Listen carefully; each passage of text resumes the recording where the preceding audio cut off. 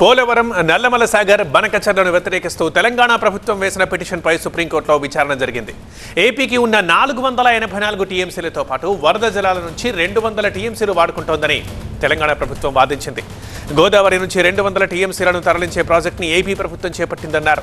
జలశక్తి శాఖ జల వివాదాల పరిష్కారానికి కమిటీ వేసిందని, కమిటీ సిఫార్సులు వచ్చేదాకా నిర్మాణ పనులు ఆపాలని కోరింది.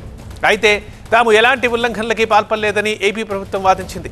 ఏపీ దిగువ రాష్ట్రంగా ఉందని, రాష్ట్రానికి చేరుకున్న జలాల్ని దారి మళ్లించుకునే హక్కు ఏపీకి ఉంటుందని తెలిపింది. పోలవరం నల్లమల సాగర్ పూర్తిగా ఏపీ ప్రభుత్వ ప్రాజెక్టు తీసుకుంటున్నామని వివరించింది.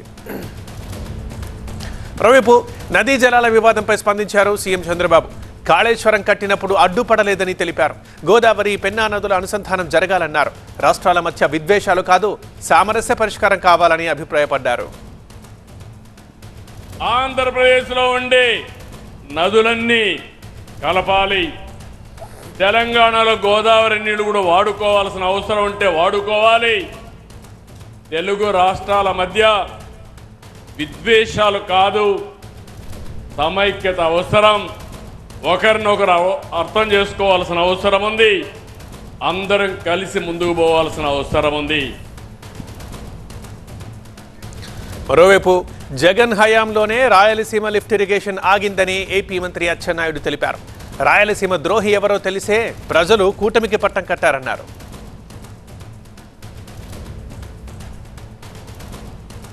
బ్యూరో చీఫ్ గోపి లైవ్ లో ఉన్నారు. సో గోపి, 2 రాష్ట్రాల వాదనలు మనం చూసాం. మరి నెక్స్ట్ ఏం జరిగే అవకాశం ఉంది ఈ వాటర్ వార్లో?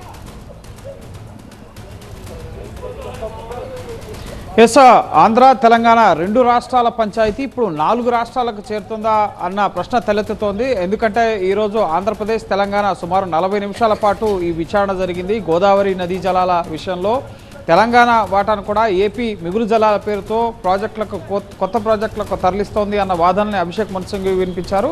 అయితే ఏపీ తరఫున ముకుల్ రోహత్గి తెలంగాణ అవాస్తవాలు చెప్తుంది, మేము మా రాష్ట్రంలోకి ఎంటర్ అయిన మిగులు జలాలు వృధాగా సముద్రంలో కలిసిపోయే జలాలకు సంబంధించి తదుపరి భవిష్యత్ కార్యాచరణలో భాగంగా ప్రాజెక్టులు ప్రీ ఫీజిబిలిటీ రిపోర్ట్, ప్రధానంగా ఈ పోలవరం అలాగే నల్లమల సాగర్ అనేది కేవలం రాష్ట్ర స్థాయి ప్రాజెక్టు, ఇది జాతీయ ప్రాజెక్టు, పోలవరంతో ఎటువంటి సంబంధం లేదు. ప్రీ ఫీజిబిలిటీ రిపోర్ట్ కేంద్రానికి సబ్మిట్ చేసిన తర్వాత డిపిఆర్కి కూడా కేంద్రం అనుమతిస్తేనే మేము ప్రాజెక్టుకి ముందుకు వెళ్లాల్సి ఉంటుంది. కానీ ఇక్కడ తెలంగాణ నీటి హక్కులకు భంగం కలిగించే విధంగా మేము వ్యవహరించడం లేదు అన్న వాదనని కోర్టు ముందుకు తీసుకెళ్లారు. అయితే ఇది విస్తృతంగా విచారణ జరపాలి అని చెప్పి ముఖ్యంగా సుప్రీంకోర్టు సిజేఐ జస్టిస్ సూర్యకాంత్ ఇది సివిల్ సూట్ ఫైల్ చేయాలి అని చెప్పి తెలంగాణకు సూచించడం జరిగింది. ఎందుకంటే ఈ గోదావరి వాటర్ కేవలం ఆంధ్ర తెలంగాణ కాదు, ఇటు కర్ణాటక అలాగే మహారాష్ట్ర రాష్ట్రాలు కూడా దీనికి సంబంధించి ఉన్నాయి, ఛత్తీస్గఢ్. సో వాటిని కూడా ఇంప్లీట్ చేసి వారి వాదనలు కూడా వింటాం. సో ఈ 2 రాష్ట్రాల పంచాయతీ ఇప్పుడు 5 రాష్ట్రాలకు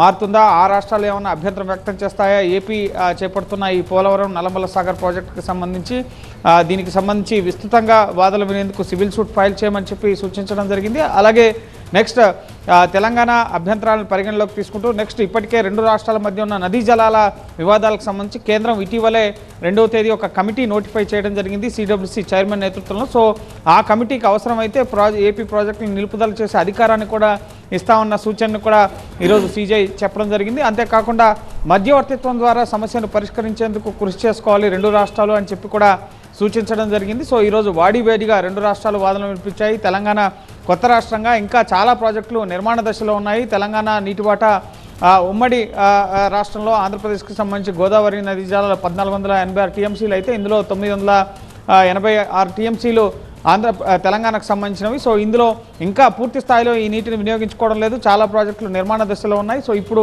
ఏపీ 486 టీఎంసీలు వినియోగించుకుంటూ దాంట్లో ఇంకా అదనంగా 200 టీఎంసీల నీటిని తరలించే ప్రయత్నం చేస్తుంది ఈ పోలవరం నల్లమల సాగర్ ప్రాజెక్టు సంబంధించి అని చెప్పి కోర్టు దృష్టికి ముకుల్ రోహత్గి తీసుకెళ్లారు. సో ఈరోజు వాడివేడిగా వాదనలు అయితే జరిగాయి. కానీ సివిల్ సూట్ ఫైల్ చేయమని చెప్పి సూచించడం, అలాగే మధ్యవర్తిత్వం ద్వారా పరిష్కారం చేసుకోవాలని సూచించడం, అలాగే నెక్స్ట్ మిగతా రాష్ట్రాల అభ్యంతరాలు గోదావరి నదీ జలాల్లో ముఖ్యంగా ఏపీ చేపడుతున్న ప్రాజెక్టు వల్ల వారేమైనా ఎఫెక్ట్ అవుతారా అన్నది కూడా పరిశీలించాల్సి ఉంటుందని చెప్పి కోర్టు చెప్పిన నేపథ్యంలో తదుపరి విచారణను సోమవారానికి వాయిదా వేయడం జరిగింది. సో సోమవారం మళ్ళీ ఈ గోదావరి నదీ జలాల విషయం 2 రాష్ట్రాల పంచాయతీకి సంబంధించి మిగతా రాష్ట్రాలు కూడా ఇంప్లీడ్ అయ్యి వాళ్ళు కూడా ఏమైనా అభ్యంతరాలు లేవనెత్తుతారా?